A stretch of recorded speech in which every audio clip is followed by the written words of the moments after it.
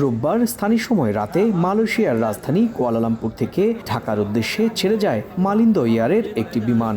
ভোর ৩টায় ঢাকা পৌঁছানোর কথা থাকলেও গভীর রাতে ঘন কুয়াশার কারণে বিমানটি কলকাতা নেতাজি সুভাষচন্দ্র আন্তর্জাতিক বিমানবন্দরে জরুরি অবতরণ করে। তখন থেকেই বিমানবন্দরেই আটকা পড়ে ২০০-রও বেশি বাংলাদেশি যাত্রী।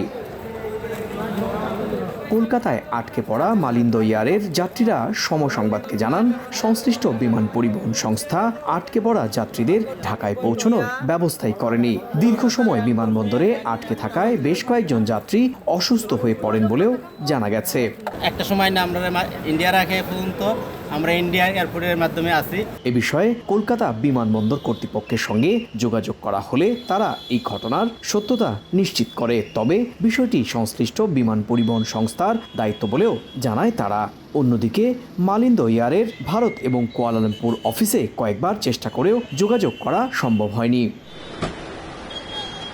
কর্তৃপক্ষের কাছ থেকে কোনো সদুত্তর না পাওয়ায় উদ্বেগ বাড়ছে আটকে পড়া বাংলাদেশি যাত্রীদের মধ্যে। সুব্রত আচার্য, সময় সংবাদ, ভারত।